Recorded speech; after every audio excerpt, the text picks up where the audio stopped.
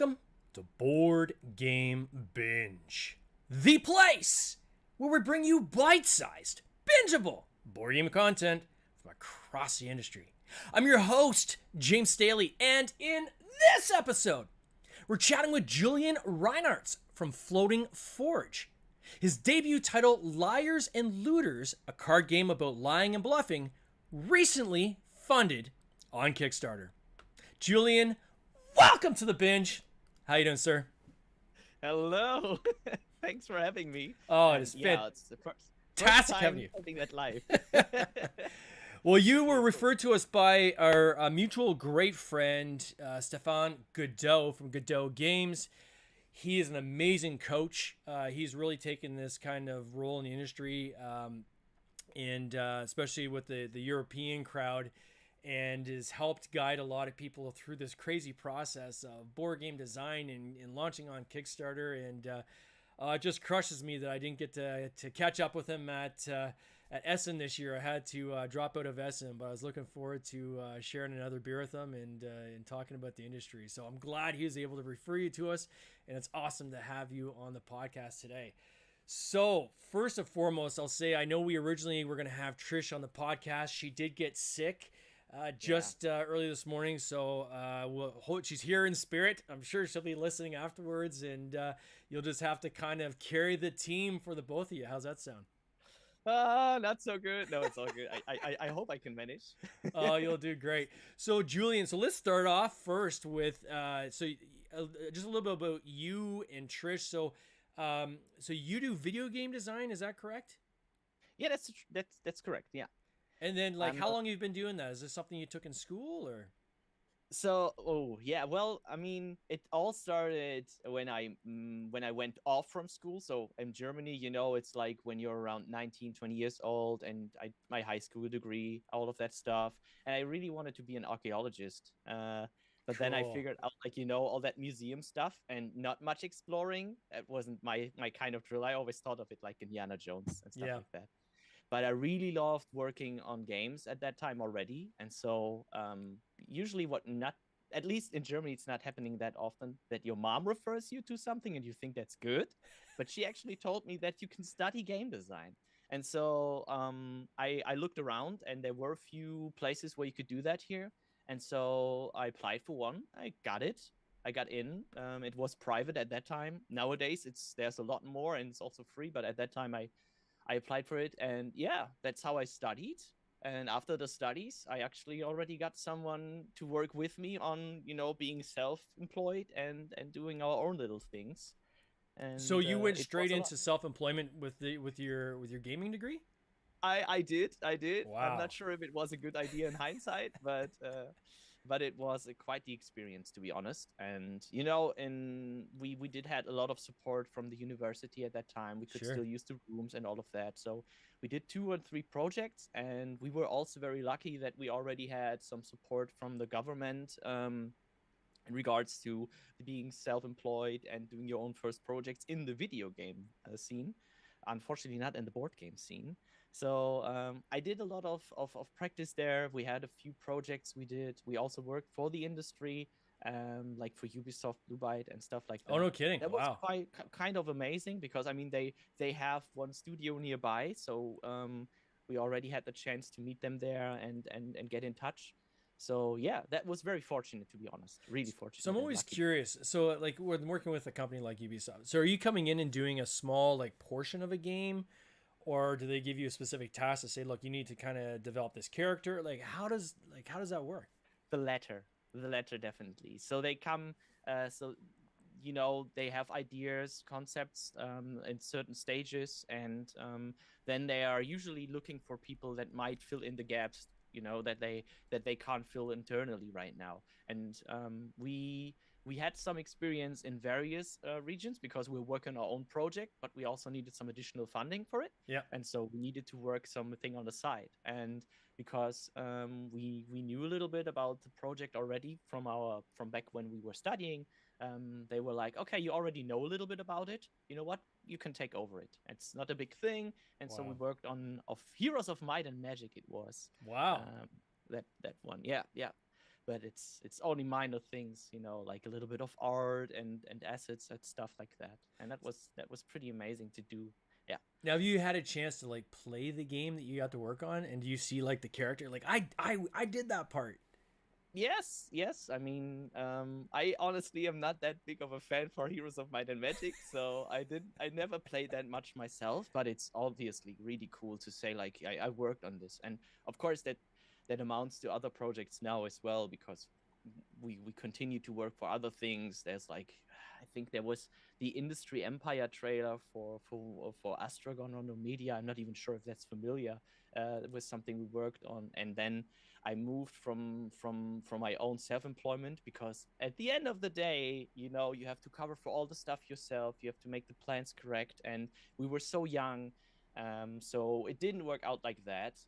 We split up because we all had our different opinions of how we want to continue that. Mm, And so I personally moved into another very small indie company called Head Up Games. mm, And we did like the Bridge Constructor series. I'm not sure if you're familiar with that one. I'm not. We published here in Europe. We published Terraria and Binding of Isaac, things like that.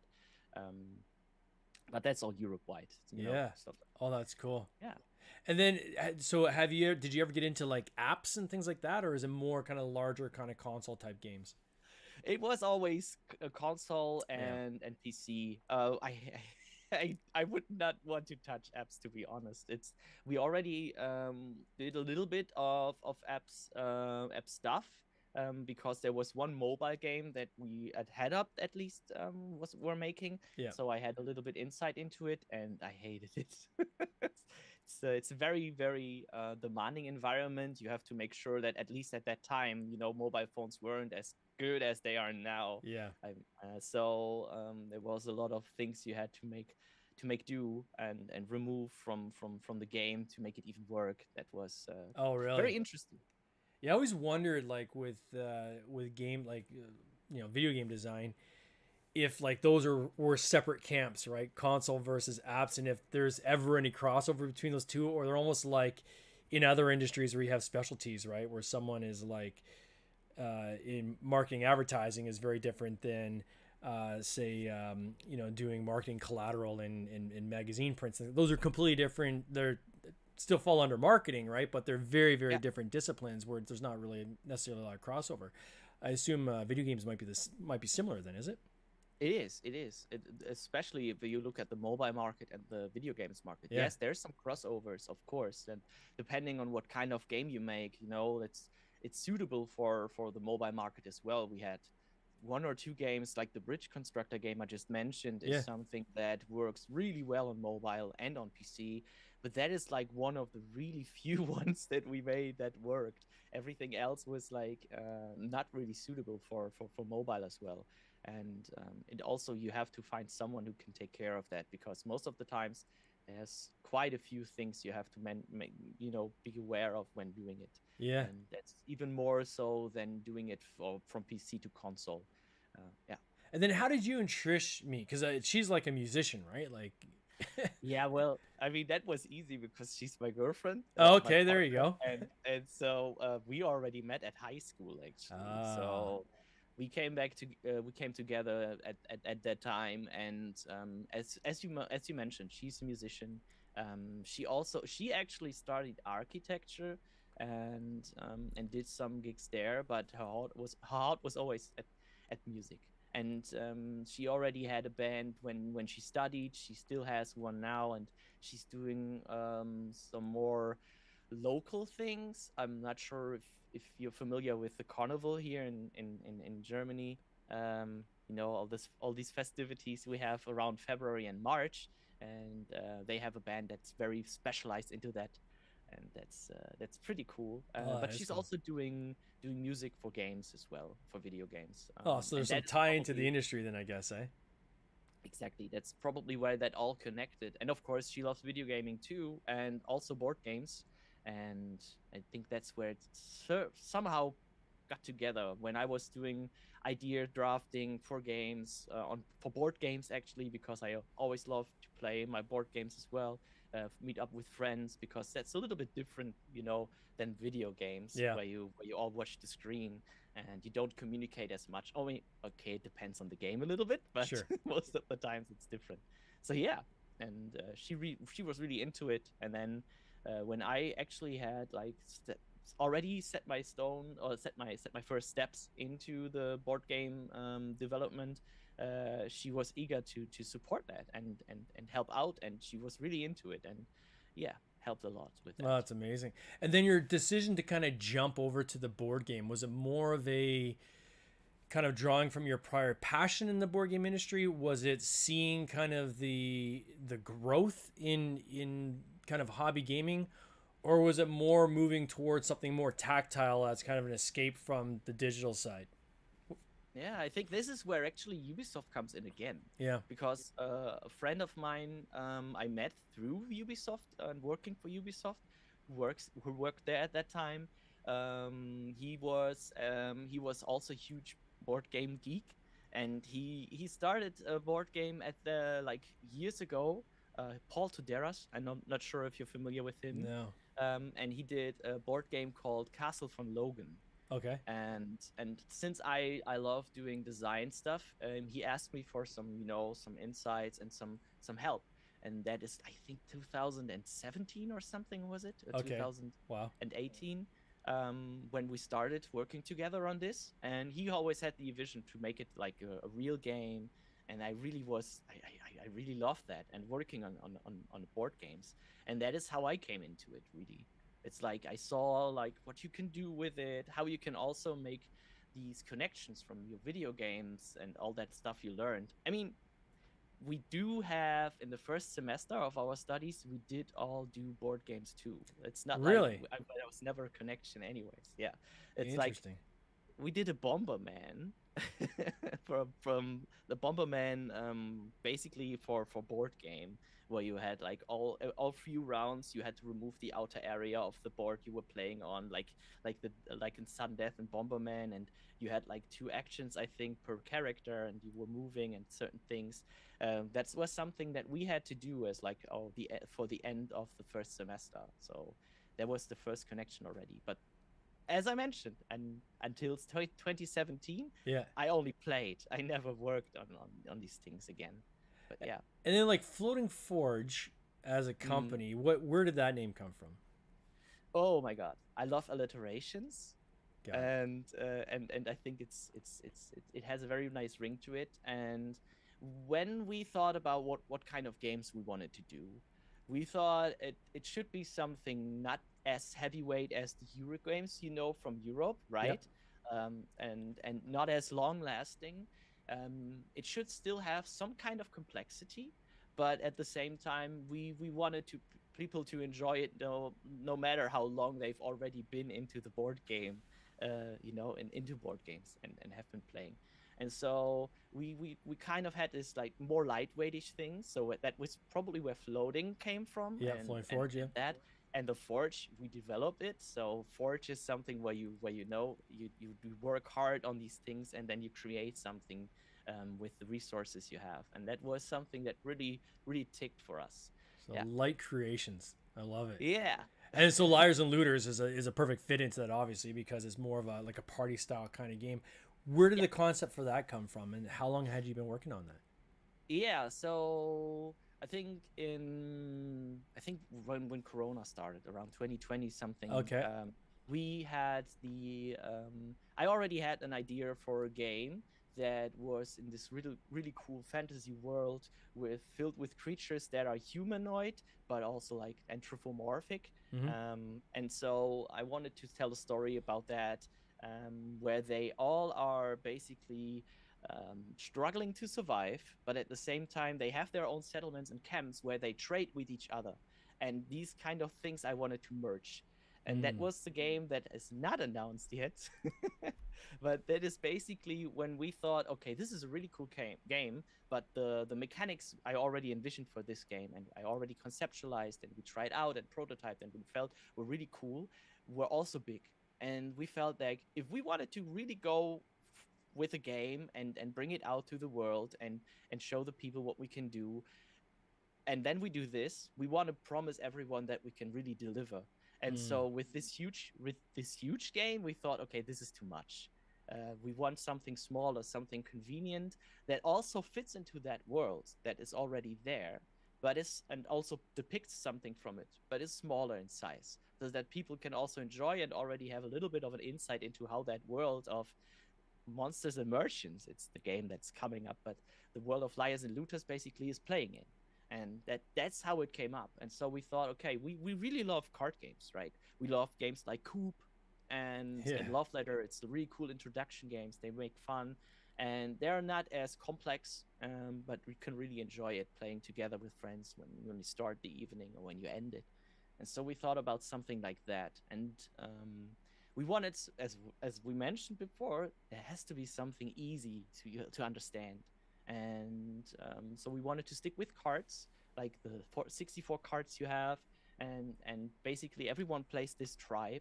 I'm not sure if I should already go into detail Yeah, how the sure. game. Let's talk about it. Yeah, explain the game. Yeah, All that's why right, we're so yeah, here.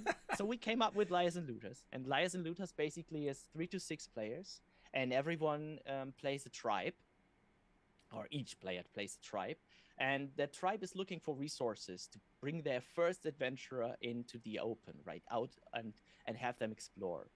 But to get these resources, you have to form a deck at the start of the game, and everyone draws 2 cards from that deck, and this is basically your start hand. And these are all Mm. resources. So what happens is every time it's your turn, you draw 1 card from that deck, and you get another resource to your hand. However, at some point, or maybe even already at that point, you got resources your faction doesn't need. Mm. And so what you do is after you draw a card, you have to trade with the others. And what you do is you face down put one of your cards from your hand to offer it to the rest of the group. And then one by one, everyone on the table has to offer you another card, also face down. The thing is, you might not like the card you have, and you might know that most of the others also don't want that card as well. So what you can do, because it's face down, and that's the gimmick of the game, is you can lie about what you offer. And the problem is everyone else can do the same. So it's a little bit about who you can trust when they offer and who you want to actually trade with, and like what offer is actually the best for you as well. And Mm. so bit by bit, you try to figure out what the others have been drawing and what you are actually in need of.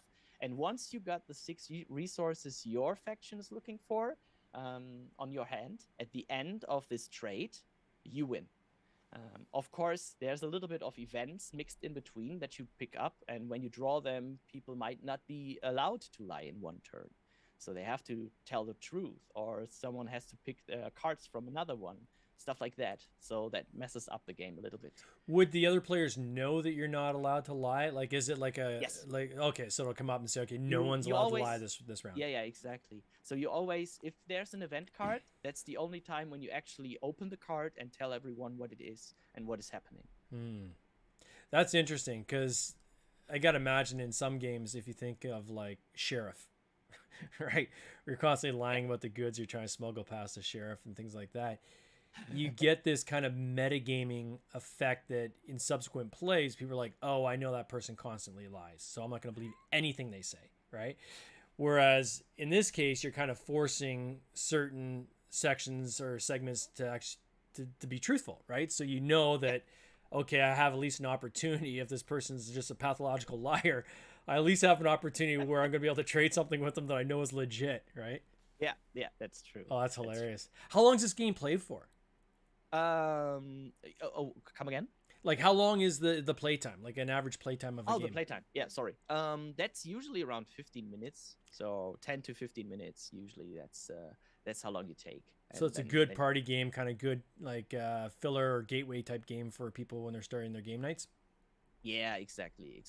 There's also we also have an expansion that is coming with the base game right now that you could pledge, for example, and that expansion also adds actually the liar and the looter card, and that's basically giving players a role that do some extra stuff.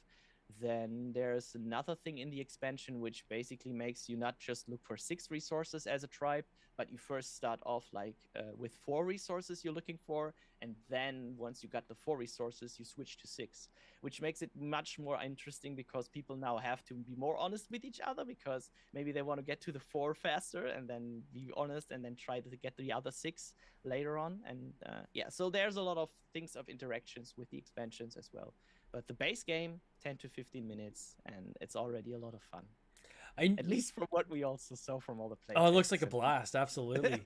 And then I noticed that one of your pledge levels was like a lifetime, um, like kind of like a thing where if they pledge and they get every game for the rest of the that you publish from now till the end of time. Yeah, that's How did that decision come about, and what was like what for other people looking to potentially get into game publishing and trying to figure out how to structure their pages and the offers to make?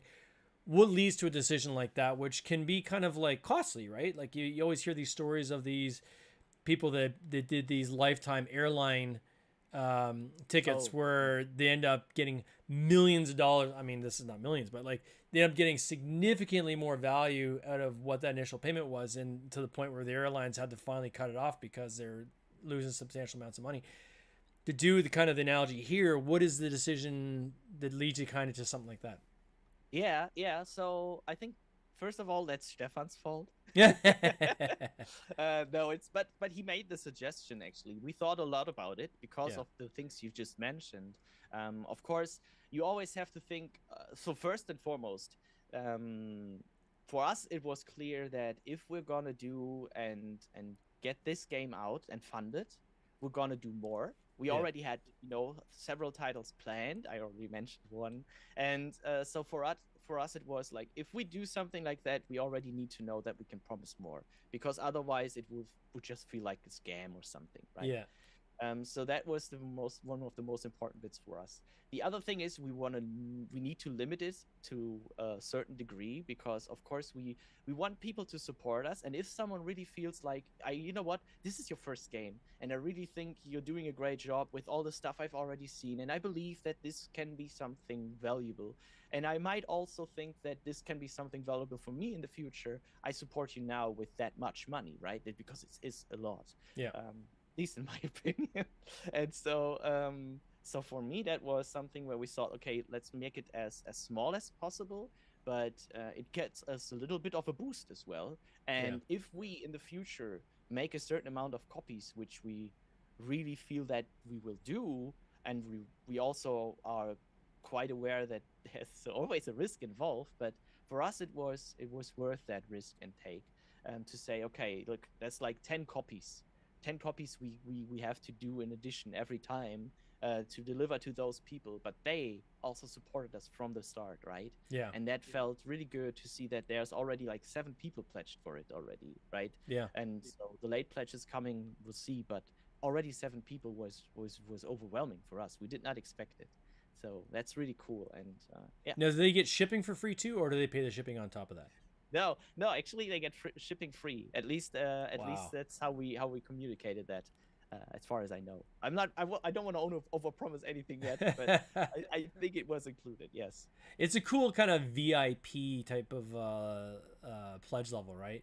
Where I Yeah. know that there's a lot of debate in the industry right now about like how to handle VIPs and what's fair and what's not fair. But a thing like that, True. where I'm a believer, VIP programs, I have no issue with them, because I think that people that are willing to come in early to help you realize your vision, they should be rewarded for that. And Yeah. I don't have a problem with that. And I know, like I've seen some of the boards where people are like, it's not fair. You're offering a VIP. I didn't know about that. And I'm talking about some of these early offers and things like this. But Yeah. at the end of the day, the entire purpose of Kickstarter is to kickstart, this journey you're going on as a publisher, and Exactly. most of us don't have the resources that Mattel and Hasbro and these different guys have to put games out there, and are heavily relying on the investment of others. So, if there's people that want to be on the early, take the risk, because it's always a risk when you're backing a Kickstarter project, get on the front end of that and help, get somebody kind of get their sea legs, so to speak. I'm totally cool with that. I think that's great. And this is one other example of how to maybe pursue that people consider and look at. What were some of the piece of advice, would you say, like what's the one piece of advice that Stefan gave you going into this campaign that kind of stuck in your head, something you really wanted to focus on? Ooh, it's hard. I think there were like quite a few things that really helped flesh this out, like marketing wise, what we Yeah, should do, like be more active about it, talk more about the game as soon as possible, and show that stuff. I know that that having someone that can guide you through that and just help you push and do this is so important and so valuable. I think that was something that really helped us. And I think I was really happy to see that he was really happy with what we already did because yeah, uh, because of that. So, but I think also that he recommend using certain tools, like going to GameFound now with the project and sticking with Kickstarter for the first one, because it was such a small game, yeah, and we can reach a bigger audience with it on Kickstarter now than we could on GameFound yet. of course. So that was like kind of a thing that he really helped us with tackle. Yeah. It's good to have someone that you can act as a sounding board in the industry, right? And there's a lot of people out there that are willing to play that role. The information's there if you're willing to go and look for it, right? And simple things like sharing your game. I am still shocked when I come across a comment on, like, that somebody puts on a Facebook page or a question in a group where they're like, "Oh, I've got this idea. I'm nervous about sharing it. Do I need to get a patent first?" And all this kind of like.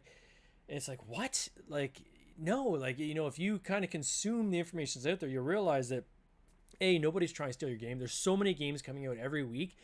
Everyone is focused on their own thing. There's no one has time to go and look at your game and say, how can I copy this guy's game? They're focused on their own thing.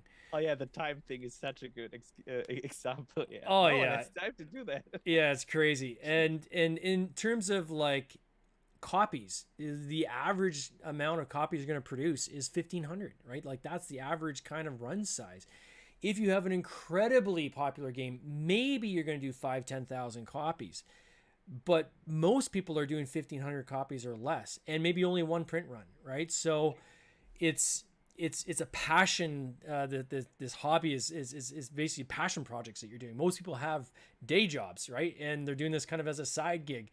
And so it's easy to get caught up in kind of these, how do I kind of cross my T's and dot my I's by getting trademarks and all this kind of stuff, when most of the time none of that really matters, right? No, I get you. Yes. It's more about how many people can I get to play this as fast as possible.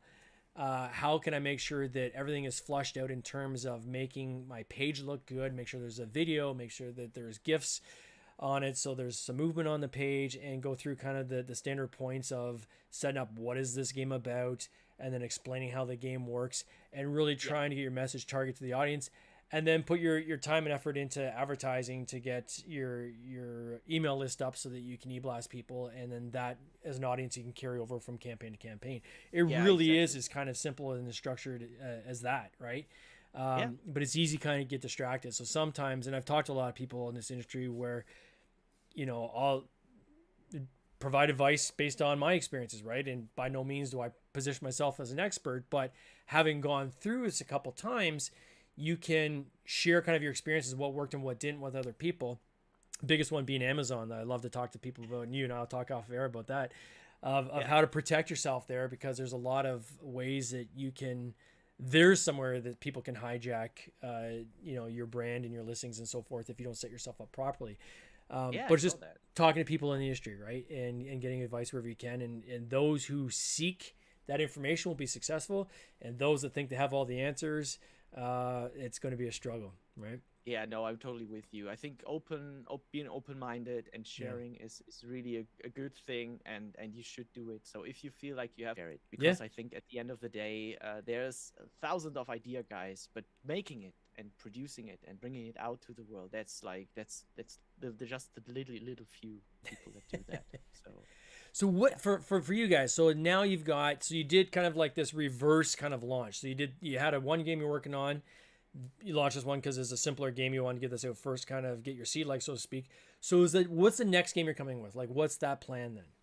So as I mentioned, there's this big game with more complexity that we've been working on that is called Monsters and Merchants.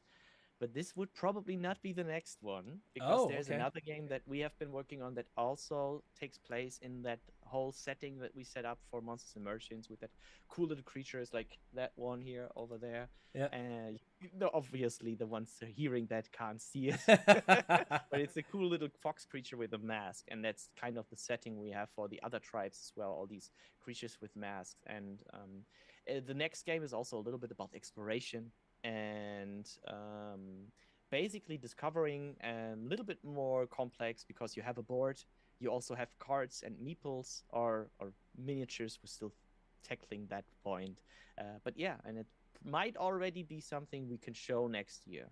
Yeah. Oh wow. I think it's so cool that you've created kind of this interconnected universe, really, right? So you've got this Thank you. story universe, and then you got these different games that kind of, thematically are all tied to this universe, but they're all kind of standalone games, I guess, is the way this is set up, right? Exactly. Oh, Yeah. that's amazing.